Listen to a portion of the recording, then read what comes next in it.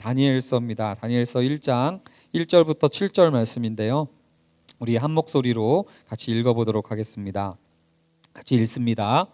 유다 왕 여호야김이 다스린 지 3년이 되는 해에 바벨론 왕 느부갓네살이 예루살렘에 이르러 성을 에워쌌더니 주께서 유다 왕 여호야김과 하나님의 전 그릇 얼마를 그의 손에 넘기시매 그가 그것을 가지고 시날 땅 자기 신들의 신전에 가져다가 그 신들의 보물 창고에 두었더라.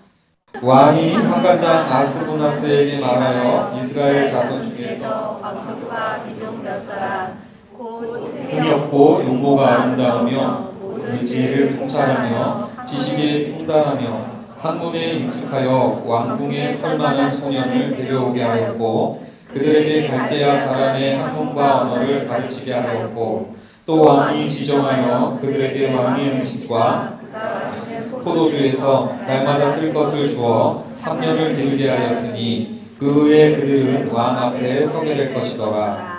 그들 가운데는 유다 자손 곧 다니엘과 하나냐와 미사엘과 아사랴가 있었더니 환관장이 그들의 이름을 고쳐 다니엘은 벨드사살이라 하고 하나냐는 사드락이라 하고 미사엘은 메삭이라 하고 아사랴는 아벳느고라 하였더라. 아멘. 오늘 목사님께서 설교 말씀 중에 울분공화국이라는 용어를 사용하시더라고요. 제가 오늘 하려고 했던 얘기인데 또 이렇게 하셔가지고 얼마 전 제가 스크랩해둔 기사가 있었습니다. 이제 시대 정신을 묻다라는 기획 기사 연재되는 기사였는데요. 거기에 연세대 조한혜정 교수님이 인터뷰한 장면이었습니다. 요즘 사람들이 다 화가 나 있다라는 말부터 이 인터뷰가 시작되더라고요. 옆에 분들 보면서 이렇게 인사해 보겠습니다. 너냐? 그러고 한번 여러분들 지금 이상하게 여러분들 지금 화나 있는 듯한 분들도 좀 계시는 것 같아요. 이게 무슨 감정인가 이렇게 조한혜정 교수가 생각해 보니까 더 이상 좋아질 게 없다는 깨달음 때문에 오는 것이더라라고 이렇게 인터뷰를 하더라고요. 이분은 조금 어려운 용어인데요. 근대 문명이 수명을 다했기 때문이다 이렇게 진단을 했습니다. 무슨 뜻이냐면 근대적 인간들은 계속 세상이 좋아질 것이다라는 진보를 믿어왔는데 이제는 좋아질 게 없고 나빠지기만 한다는 것, 운명을 개척하는 게 아니라 그냥 생존하다 죽는 존재일 뿐임을 받아들일 수밖에 없는 이 시대. 그래서 그것이 쉽지 않아서 울분과 분노가 누적되어서 이렇게 살아가고 있는 게 아닌가라고 진단하더라고요. 저도 진짜 그런 것 같습니다. 예전만 해도 넌 꿈이 뭐야? 이렇게 물어보기도 하고 너 앞으로 무슨 계획이야? 이렇게 많이 쉽게들 물어보기도 했는데요. 요즘은 누가 저한테 꿈 물어보는 것도 부담스럽고 또 꿈 물어보면 그냥 밥이나 먹자고 그러고 여러분들 그냥 이렇게 되더라고요. 어떤 면에서 점점 좋아질 것이다라는 신념이 정말 사라지는 것 같습니다. 그러다 보니까 그냥 더 좋아질 것 같지가 않기에 어떤 면에서 그 울분과 두려움과 분노가 우리의 표정 가운데 척척히 쌓여가는 건 아닐까. 그러면서 이 사람의 그 인터뷰를 계속 이 교수님의 인터뷰를 계속 들어보니까 상품 백화점 사고가 났을 때만 해도 사람들은 세상이 좋아질 수 있다고 생각했기 때문에 그냥 넘어갔다는 거예요. 근데 세월호 사건을 계기로 많은 국민들은 이 세상이 좋아지지 않을 것이고 이런 사고가 계속 날 것임을 아주 분명하게 알아차리게 되었고 그래서 패닉에 빠진 것이라고 이 교수님이 진단하더란 얘기입니다. 여러분 그렇습니다. 정말로 저는 이 기사를 읽으면서 정말 섬찟했어요. 왜냐하면 와닿기 때문에. 한국 교회도 굉장한 성장기를 지냈다가 이젠 굉장히 종교적인 회의주의와 허무주의에 빠진 것 같아요. 우리나라도 막 성장하다가 이젠 더 이상 뭐 성장을 기대하지 못하면서 주춤하고 있는 것은 누구나 다 알고 있는 사실이라는 것 같습니다. 이런 분위기 가운데 우리의 울분공화국이 되어가고 우리도 모르게 예배드리러 나왔음에도 불구하고 제가 어쩔 땐 여기 있을 때 사실 무서워요. 어떤 면에서 그러한 어떤 분노와 울분들이 우리 가운데 켜켜이 쌓여 있는 게 아닐까라는 그 두려움과 안타까움이 있습니다. 그런데요, 다니엘서도 그런 우리의 시대와 굉장히 잘 맞아떨어지는 책이라는 것을 제가 보게 되었습니다. 다니엘서에는요, 오늘 1절에 보니까 유다 왕 여호야김이라는 왕으로부터 출발을 합니다. 여호야김이 누구냐면은요, 이스라엘 유다와 왕 막파지에 하나님이 가장 마음에 합해했던 다윗 왕만큼 하나님이 합해했던 왕이 있었는데 요시야라는 임금이었어요. 요시야라는 임금이 그 성전에서 율법책을 발견하고 그거 읽고 회개를 하면서 이스라엘의 전역에 있는 우상을 타파하고 여호와께로 돌아갈 것을 하고 그렇게 언약을 갱신하고 주를 위한 삶을 그렇게 삽니다. 그래서 정말로 하나님 마음에 합하다라는 평가까지 받을 정도로 완전한 개혁을 펼쳐나가거든요. 근데 이 요시야 왕이 바벨론과 애굽이라는 그 대제국들의 틈바구니 가운데 끼어 있다가 애굽 왕 느고한테 그냥 허무하게 죽어버리는 거예요. 그 전쟁 틈에 그 길 막다가 느고 왕 바로에게 그냥 허망하게 그렇게 주를 위해서 살았는데 그렇게 하나님을 위해서 평생을 바쳤는데 그냥 죽고 끝나버렸습니다. 그 아들이 여호야김이에요. 어떤 면에서 하나님 믿어봤자 뭐가 다르냐, 하나님 믿는다고 뭐가 달라지냐라는 어떤 상처가 이 사람들에게도 있었지 않을까라는 생각이 듭니다. 그리고 또요, 정치적으로는 굉장히 패배주의에 휩싸여 있었던 것 같아요. 애굽이냐 바벨론이냐 이거 가지고 여러분들 막 조율을 하지만 애굽이 차지한다 한들 바벨론을 선택한다 한들 그렇게 뭐 새로운 세상의 기대가 안 되는 겁니다. 뭐 좀 우리 용어로 얘기를 하면 뭐 새누리당이 됐든 뭐 그 얘기죠. 전문가들 계산이 치려했을 거예요. 애굽이냐 바벨론이냐. 근데 여러분들 애굽을 선택했고요. 결론적으로는 오히려 그 선택이 역효과를 불러일으키고 바벨론의 애워싸움을 당하는 장면입니다. 그러면서 하나님의 신전에 있었던 여호와의 성전에 있었던 그 기구들이 다 바벨론으로 일부분이 빼앗겨가는 장면을 목격할 수밖에 없었던 거예요. 기도하면 보호해 주신다면서요. 하나님의 말씀대로 살면 형통하게 해주신다면서요. 너를 복되게 해주신다면서요. 근데 외관상 다 패배한 것처럼 보이는 상황입니다. 끝났다, 망한 거다라는 시대. 이게 바로 여러분들 다니엘서가 보여주는 이야기예요. 더 이상 좋아질 게 없는 것 같은 세상. 어쩌면 오늘 우리의 이야기일지도 모르겠다라는 생각으로 이 본문을 한번 선택해 본 겁니다. 여러분, 그럴 때 사람들은 울분에 휩싸리거나 아니면 각자 도생, 나 혼자나 잘 살자라는 방식의 삶을 택하는 게 아닐까 싶습니다. 그러면서 소개되어지는 이야기가 다니엘서에 이 사람들이 이 포로지에서 이렇게 희망 없는 데에서 세상은 무엇을 사람들에게 요구하고 어떤 방식으로 살 것을 포로들에게 요청하는가를 잘 보여주는 것 같아요. 저는 1장에 보니까 왕의 진미와 포도주로 대표되는 바벨론 땅에서의 새로운 삶의 방식이 소개되는 장면을 유심히 봤습니다. 여러분, 포로로 잡혀가서 끝났는 줄 알았는데요.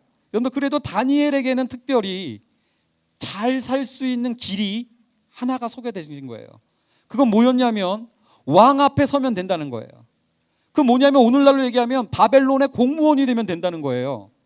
자, 그러면서 이 바벨론의 공무원이 되기 위한 그 성공의 조건이 4절부터 등장을 하는데 여러분 한번 말씀 한번 보시기 바랍니다. 한번 4절 말씀 한번 읽어주실래요? 읽습니다. 시작. 모든이 없고 용모가 아름다우며 모든 지혜를 통달하며 학문에 익숙하여 왕궁의 소리만한 소년을 데려오게 하였고 그들에게 갈대아 사람의 학문과 언어를 가르치게 하였고. 여러분들 이 용어들을요 오늘날 용어로 좀 잘 볼 필요가 있겠죠. 흠이 없어야 된다는 거예요. 흠이 크면 넓으면 안 돼요. 눈이 작아야 된다는 얘기죠. 눈이 크면 흠이 많아. 유머였어요 이건. 죄송합니다. 별로 통하진 않았어요. 여러분들 용모가 아름다워야 되는 외모지상주의적인 패턴이 여기도 등장을 하죠. 뭐 옛날이나 지금이나 그래요. 모든 지혜를 통달하고 학문에 익숙하고 여러분들 그래야 된다는 어떤 전문적인 이런 사람들을 뽑기 시작합니다. 왜요? 왕궁에 설 만한 소년, 바벨론의 공직자, 바벨론의 공무원으로 서야 된다. 그러기 위해서 해야 될 게 뭡니까? 외국어죠.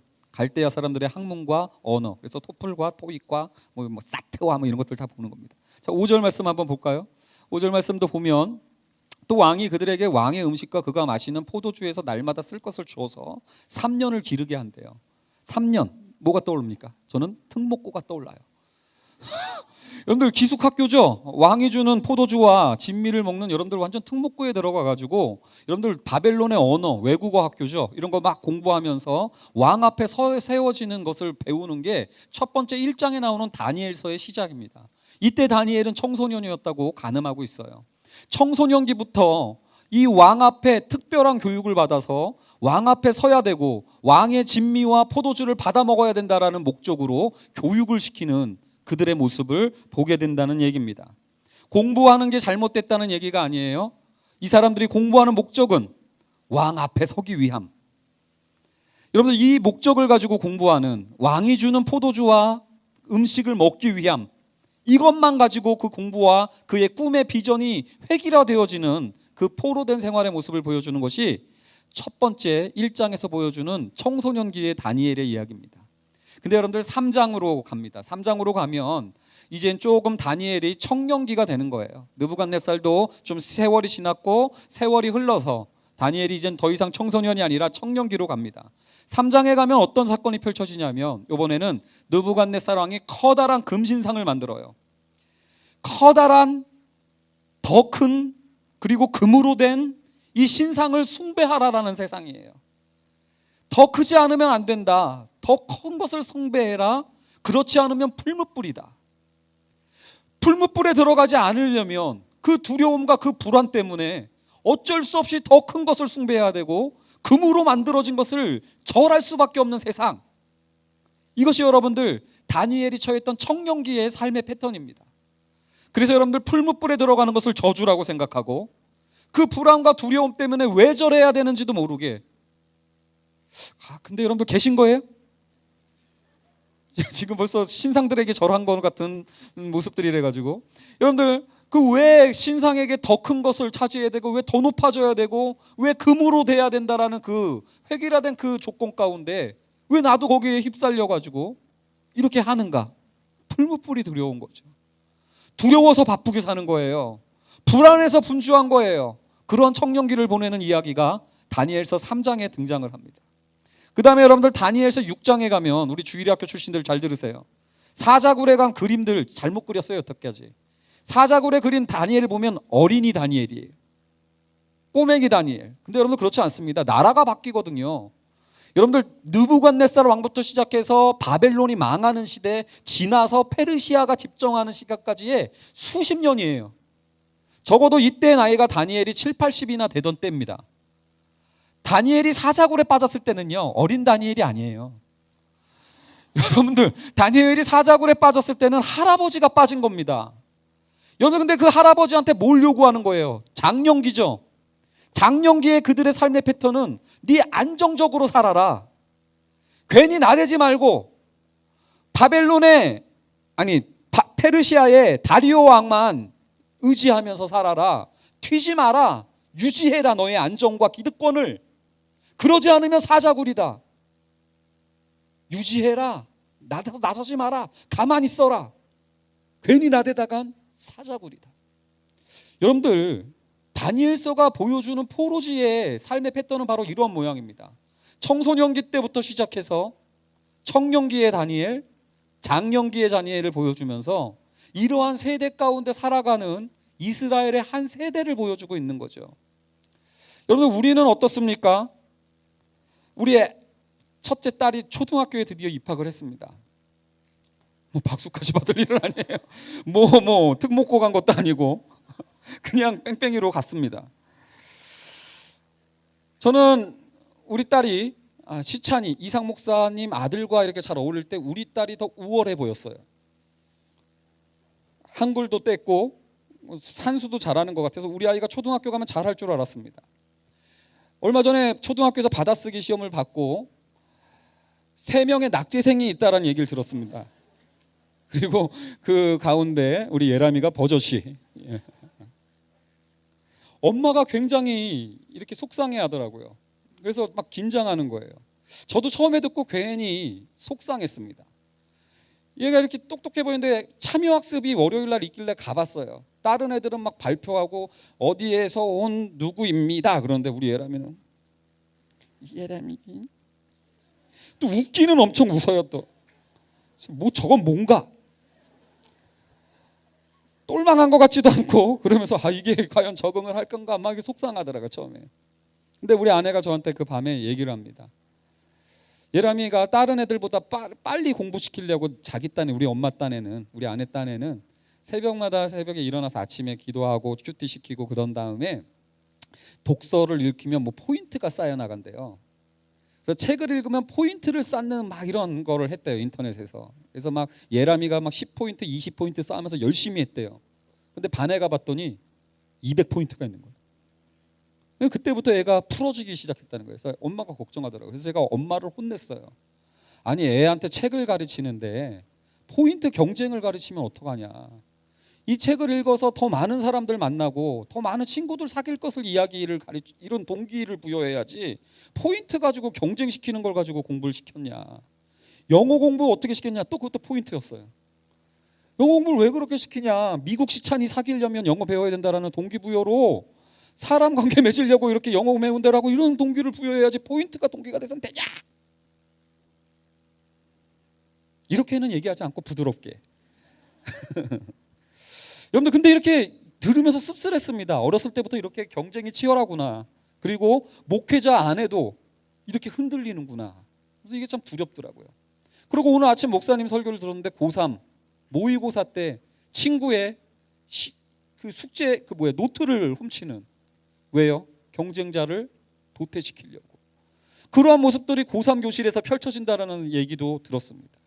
근데 내가 준비했던 내용은 뭐였냐면 휴거라는 표현을 손석희 아나운서가 앵커 브리핑 때 얘기를 하더라고요. 그래서 휴거가 뭐예요? 나 주님 다시 오시는 얘기가 초등학교에서 또다시 언급되어지는가. 애들의 신학적 수준이 높다. 근데 여러분들 이 휴거라는 표현 듣고 제가 깜짝 놀랐습니다. 이 초등학생들이 하는 소리가 뭐냐면 휴먼시아 거지래요. 휴거가. 뭐냐면 임대 아파트 사는 애들을 휴먼시아 거지라고 줄임말로 휴거라고 부르면서 놀리고 따돌린다는 얘기입니다. 왕의 포도주와 진미를 마시지 않는 애들을 휴거, 거지 취급하면서 왕의 포도주와 진미를 위해서 살아가는 이 모습의 결정판이 우리 시대의 애들서부터 고3에 이르기까지 이미 펼쳐지고 있는 거구나라는 것을 생각할 수 있었죠. 청년기는 좀 다를까요? 그들처럼 더 큰 신상 때문에, 더 큰 신상에 왜 해야 되는지 모르고 다 너나 할 것 없이 더 크고 금으로 된 것이 아니면 안 된다라는 이 두려움 때문에 풀무불을 저주스럽게 생각하면서 풀무불에서 방황하고 힘들어하는 지체들은 무시하고 멸시하고 차별하면서. 어저께가 세월호 2주기였죠. 얘기 들었습니다. 예전에 단식 투쟁할 때 한 청년들은 그 옆에서 통닭 시켜 먹고 짜장면을 시켜 먹었대요. 또 그렇게 자녀를 잃어가지고 힘들어하는 사람들을 유족충이라 조롱하며 보상금 처받았으면 그만이지 먹고 떨어져라 라는 조롱을 하는 사람들도 있었다고 합니다. 또 몇몇 사람들은요, 나라를 구하러 가다가 죽은 것도 아닌데 놀러 가다가 죽어놓고 뭐 이렇게 난리들이냐. 근데 어저께 김재동 씨가 2주기 추모제에서 이런 말 하더라고요. 아이들이 국가다 이 강아지들아. 근데 어떤 면에서 뭐예요? 우리가 너무나 풀무불에 있는 사람들은 아무것도 아닌 취급을 하는 것을 당연시하는 청년들. 그러면서 김도중 씨가 이런 얘기를 해서 한번 인용해 볼게요. 국회의원 숫자가 300명인데 그들이 한꺼번에 이 세상에 사라졌다 해도 이 세상에는 큰 화는 없다. 근데 여러분들 이런 얘기를 하더라고요. 그들이 자기 여기에 달려있는 배지에 대한 열정만큼이나, 그래서 자기 배지 지키려고 살려달라고 읍소하고 무릎 꿇었던 그만큼의 열정만큼이만 정말로 실제로 도움이 필요한 풀무불에 빠져 있고 세월호와 같은 그 자녀들의 그 아이들에 대한 생명을 살리는 일에 정말로 열정을 부렸더라면 진짜 그게 금배지가 되는 거 아니겠는가, 이런 얘기를 하더라고요. 그걸 보면서 오늘날 우리들을 생각해 봤습니다. 여러분들이 금배지를 달려고 하는 이유는 무엇입니까? 여러분들이 더 크고 더 큰 신상을 차지하려고 하는, 금으로 된 신상을 숭배하려고 하는 이유가 무엇입니까? 정말로 주변의 사람들에 대한 긍휼 때문입니까? 정말로 주변 사람들에 대한 아픔 때문입니까? 내 직업이 정말로 그들을 섬기기 위한 도구로서 사용되어지고 있습니까? 그러면서 우리는 자기를 돌아보지 아니하고 이러한 현상들이 당연하다라고 생각하면서 살아갑니다. 원래 그런 거라고 착각을 합니다. 그러나 여러분들 똑바로 들으세요. 원래 그런 게 아니라 포로되었기 때문에 그런 거예요. 여러분들 작년은 틀립니까? 조금 이렇게 나이가 들어가고 연륜이 있으면 좀 달라야 되는 거 아닙니까? 근데 안정이라는 구호를 내걸면서 여러분들 뭔가 기득권을 지키고 자기 것을 이렇게 싸매는 방식의 패턴을 당연시합니다. 노후가 사자굴이 되어서는 안 된다라는 의미로 안정을 추구하는 것이 당연한 것처럼, 이건 뭐 만고의 진리인 것처럼 얘기를 합니다. 그러면서 여러분들 세월호 때도 어땠습니까? 경제 살리기라는 명목으로 여러분들 아이들 살리기를 그만하자라는 얘기를 여러분들 가감없이 떠내는 기성세대들의 모습을 우리는 기억합니다. 여러분들 소설가 김훈이 이런 글을 써서 한번 인용해 볼게요. 슬픔과 분노에 오랫동안 매달려 있는 것은 경제 살리기에 해롭다는 것으로 유족들에 대해 혐오감을 가졌다. 세월호에서 놓친 골든타임이 경제 회복의 골든타임으로 살아났고 거기에 이념의 날라리들이 들러붙기 시작했다. 재벌의 불법을 용인해야 경제가 살아나고 정당한 슬픔과 분노를 벗어던져야만 먹고 살기 좋은 세상이 된다는 말은 시장의 논리도 아니고 분배의 정의도 아니다. 저는 여기에 덧붙여서 이거는 식민지 논리다. 여러분들 어떤 면에서 우리는 근데 이것을 당연시하고 살아왔습니다. 심지어는 지금도 제가 이런 설교를 하니까 저 사람은 왜 저래?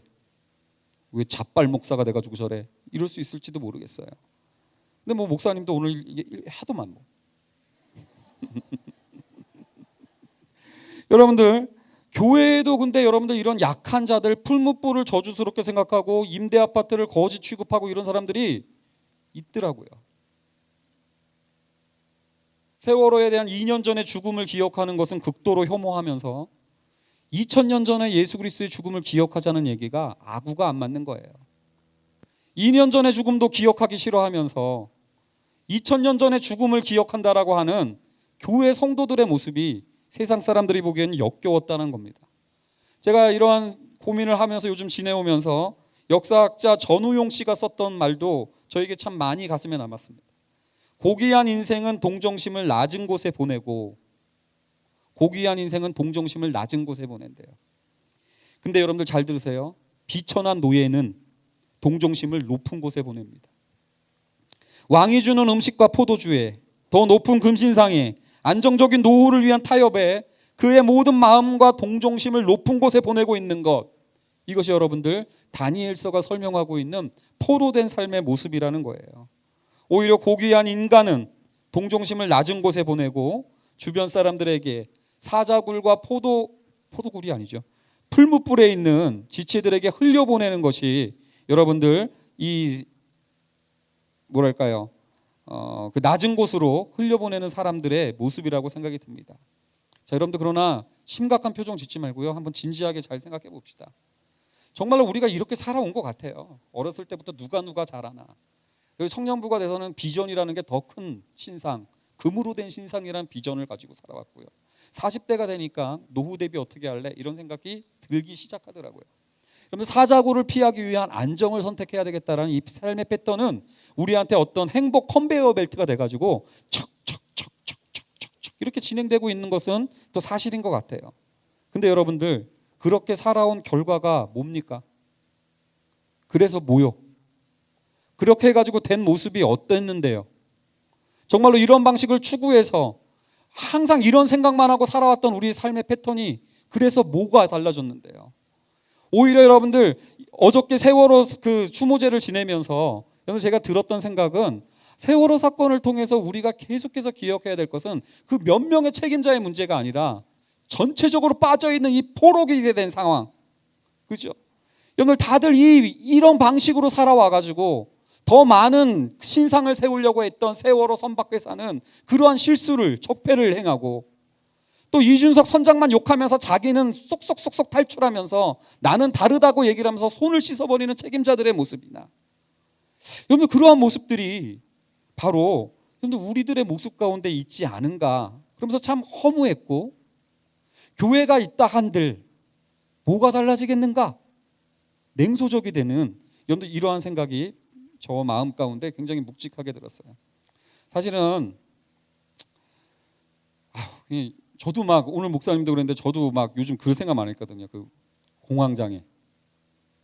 그죠? 뭐 설교를 해도 되는 것 같지도 않고. 내게 지금 안 듣죠? 뭐 안 들으니까 저 여기서 그냥 하는 거예요. 뭐 바뀌는 것 같지도 않고 이런 냉소와 이런 패배와 허무주의가 굉장히 저한테 많이 있었습니다.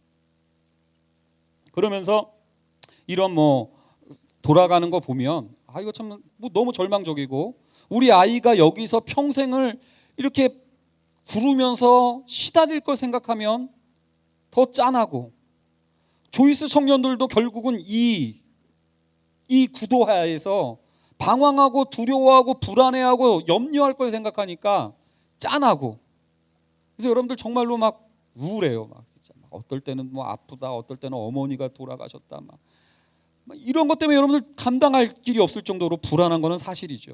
근데요, 여러분들 제가 다니엘서를 만약에 이렇게만 봤다면 참 안타까웠겠는데 여러분들 반전이 있다라는 사실이에요.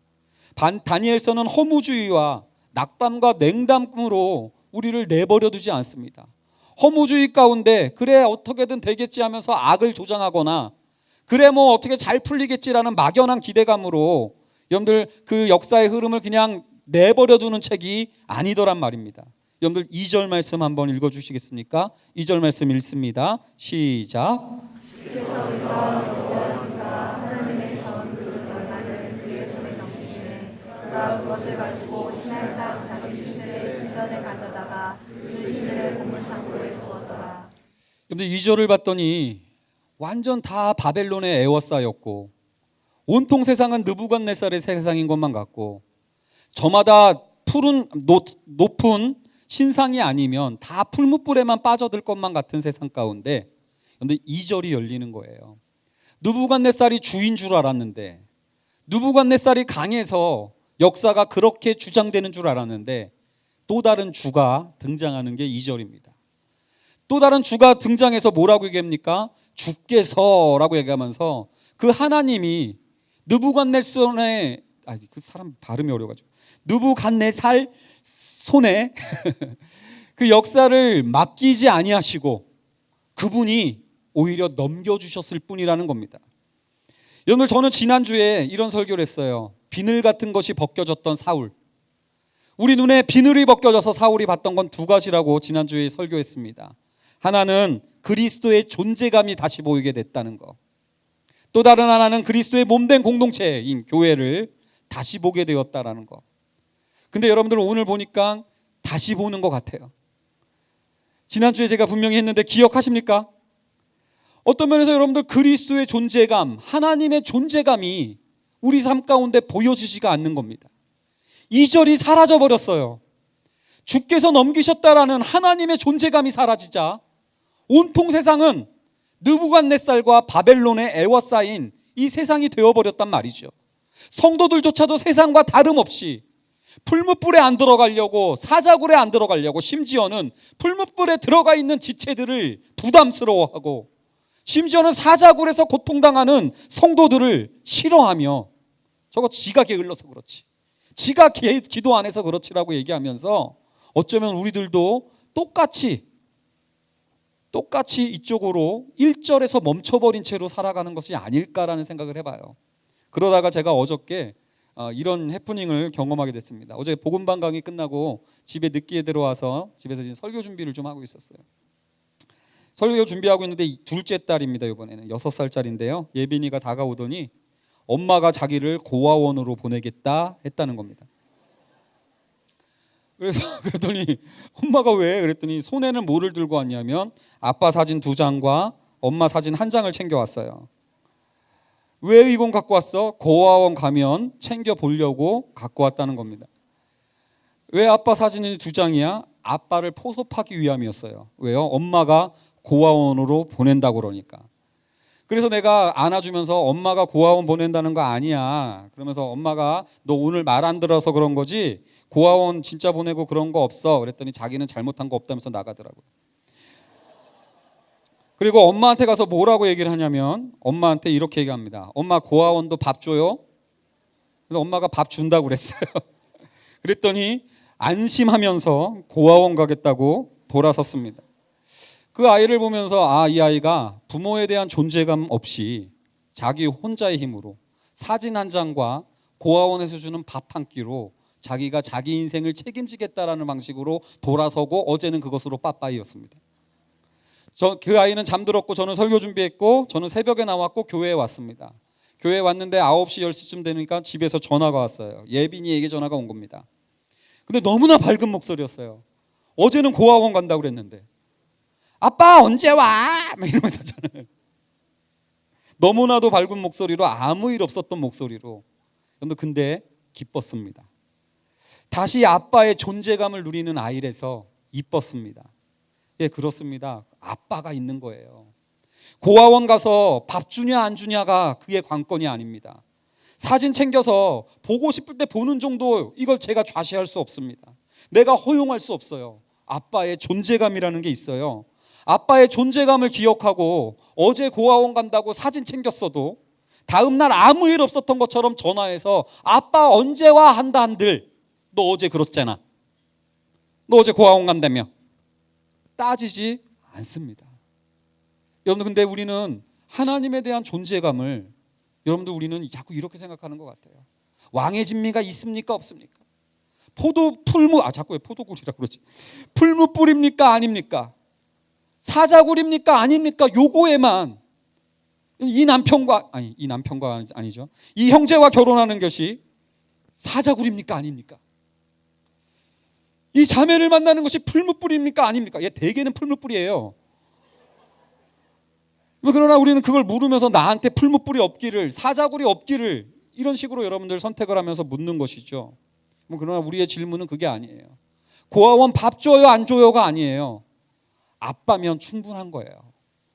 여러분 아빠면 됩니다. 근데 이 사실을 우리가 너무나 그동안 간과하고 안 믿고 있었던 거예요. 여러분들 여호와김을 한번 생각해 보세요. 자기 아버지가 주를 위해서 살았지만 허무하게 죽어서 하나님께 대한 상처가 있었을지도 모르겠어요. 또 급변하는 정세 속에서 바벨과 애굽의 싸움이기 때문에 어찌할 수 없는 상황 가운데 어쩔 수 없었을지도 모르겠습니다. 그는 또한 무능해서 이때 아무것도 못해서 여러분들 실패한 사람이 됐는지도 모르겠어요. 그러나 그는 2절로 건너뛰지 못했어요. 그 상황 가운데 아버지의 존재감, 하나님의 존재감을 떠올리지 못했습니다. 그럼에도 불구하고 하나님은 이러한 실패하고 하나님의 존재감을 부정하는 여호야김의 이스라엘에게도 여전히 하나님은 그 존재감을 드러내십니다. 그게 여러분들 우리가 수련회 가서 읽게 될 다니엘서의 논리들이에요. To be continue. 여러분들 그러면서 여러분들 한번 좀 더 생각해 볼까요? 다니엘의 이 하나님의 존재감 때문에 1장 21절 말씀 한번 읽어보시겠습니까? 1장 21절 말씀 한번 읽겠습니다. 시작. 다니엘은 블레스와 원년까지 있으리라. 여러분 이 말씀 잘 보세요. 다들 왕의 신상에 절하지 않으면 큰일 난다. 느부갓네살에게 다리오에게 잘못이 않으면 사자굴 들어간다는 두려움 때문에 다들 하나님의 존재감을 부정하고 바벨론에 함몰돼서 동화되어서 살아갔다고요. 근데 여러분들 실질적으로 역사는 어떻게 됐습니까? 바벨론은 망하고 페르시아라는 제국이 따로 생기고 왕들은 다 느부갓네살이 죽고 벨사살이 죽고 다리오가 죽는데 고레스가 되기까지 여러분들 다니엘은 여러분들 그 하나님의 존재감 가운데서 쭉 기다립니다. 근데 고레스 왕 원년이 언제인지 아십니까? 이스라엘 백성들이 포로로 잡혀왔다가 다시 예루살렘 본토로 돌아가던 해예요. 여러분들 지금 다니엘서가 우리에게 보여주는 내용이 뭐겠습니까? 바벨론이라는 낯선 땅의 핵심부에서도 하나님이 역사하고 계시다라는 사실, 그분의 존재감을 보여주면서 여러분들 그냥 사자굴 이전으로 회복하자, 풀무불 들어가기 전으로 회복하자가 아니라 풀무불을 극복하자, 사자굴을 극복하자예요. 자, 따라합니다. 회복이 아니라 극복. 여러분들 그 정도까지 가는 지점으로 하나님의 존재감을 보여주는 이 말씀이 저와 여러분들의 말씀이 되기를 원합니다. 그럼에도 불구하고 우리는 안 믿죠. 이거는 옛날 이야기만이 아닙니까? 그래서 제가 마지막으로 어저께 세월호 그 추모로 사건을 보면서 몇몇 그 세월호 인터뷰들을 제가 한번 들려줘 볼게요. 왜 이러죠 오늘? 다니엘 시대에만 풀무불이 있었던 게 아니라 오늘에도 하나님이 그 세월호 가운데 풀무불과 같은 은혜를 베풀어 주심을 저는 어저께 확인할 수 있었습니다. 단원고 2학년 4반 김동혁 군 어머니의 인터뷰였어요. 세월호 참사 이전과 이후에 본인의 신앙에 어떤 차이가 있는지 인터뷰하는 기사였습니다. 잘 들어보세요. 솔직히 저는 기복 신앙을 가진 신자였어요. 저희 식구들이 건강하고 화목한 것이 저의 최대 관심사였고 남편이 하는 일이 잘 되는 게 중요한 평범한 주부였죠.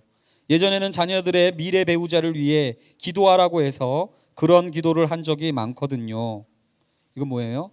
바벨론 방식으로 살아가는 겁니다. 그런데 지금은 절대 그런 기도 안 합니다. 대신 다른 기도를 하죠. 우리 교회에 혼자 나오는 고등학교 2학년 남학생이 있어요. 집안 형편이 많이 어려운 아이인데 그 애를 볼 때마다 그 아이를 위해서 진심 어린 기도를 드리게 돼요.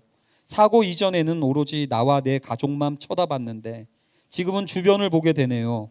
또 예전에는 어려운 사람을 봐도 속으로 참 안 됐구나 하고 그냥 지나쳤는데 지금은 그 자리에 멈추게 돼요. 사고 이전과 이후의 가장 큰 차이점은 나만을 바라보던 시선이 주변과 이웃을 보는 시선으로 바뀌었다는 것입니다. 제 자신이 누군가의 시선과 도움이 필요한 자리에 서 보니 이런 변화가 생긴 것 같아요. 또 한 분은요, 미수습자인 허다운 양의 아버지예요. 이런 말을 하셨더라고요. 하나님은 제 마음 아실 거예요. 하나님은 제 아들 잃어보셨으니까. 저에게는 참 큰 울림이었습니다. 그 어떤 사람이 이 사람들을, 아버지의 아들을 잃은 부모의 마음을 위로할 수 있겠습니까? 이런 표현도 있더라고요. 아들을, 자식을 잃은 부모의 입냄새는 백리밖에까지 난다고. 그렇게 한이 맺혀 있을 터인데, 여러분들 이 아버지가 하는 소리 들어보세요. 하나님은 제 마음 아실 거예요. 하나님은 제 아들 잃어보셨으니까. 여러분들 저는 이 장면을 보면서 오늘날의 풀무불이 여기구나. 풀무불에 여러분들 3명이 들어갔는데 함께 신의 아들과 같은 모양의 형상이 함께 그 속에서 풀무불에서 춤을 추고 함께 거기서 나오는 장면을 보여주는 게 다니엘서 아니겠습니까? 여러분들 어떻습니까? 우리가 정말 한번 요번 텀에 이런 생각을 한번 해봤으면 좋겠어요. 정말 이대로 사는 거 맞습니까? 정말 이대로 가는 게 옳은 길입니까? 정말로 더 큰 신상, 금으로 된 신상이 있으면 만족하는 겁니까? 여러분들 사자구를 극복한 세상, 풀무불 넘어서의 세상을 볼 수 있는 상상력이 더 이상은 정말 안 되는 겁니까? 저는요, 이번 수련회를 벚꽃 수련회라고 잡았지요. 벗이 있는 곳입니다. 근데 여러분들 첫 번째 벗은 사실 영어로 벗이에요. 그러나 이 말장난의 곳, 세상이 다 그 느부갓네살의 시대를 살아간다 할지라도 그러나를 얘기할 수 있는 장소가 교회가 되었으면 좋겠습니다. 뿐만 아니라 우리 혼자 힘들어서 여러분들 우리에게는 벗이 필요해요.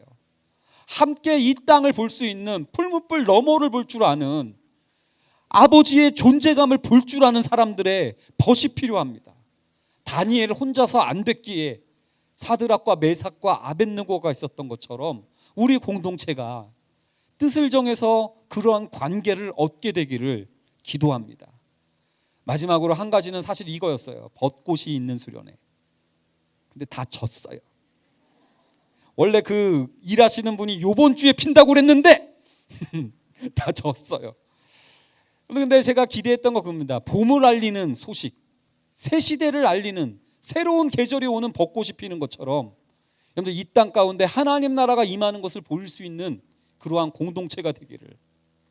하여튼 주제는 잘 잡죠. 저한테 자녀 나면 이름 지으러 오세요. 자, 그런 수련회가 될 수 있도록 여러분들 기도해 주시고 마음 모아 주셨으면 좋겠습니다. 우리가 이번 주 2박 3일 동안 그 좋은 장소에 가서 바다도 보고 숲에서 거닐러도 보면서 여러분들 한번 이 시대를 생각해보고 여러분들의 앞날을 고민해보고 정말로 하나님의 존재감이 어떠한지를 묵상해 볼 수 있는 그러한 2박 3일 되었으면 좋겠습니다. 자, 이 시간 우리 같이 찬양했으면 좋겠습니다.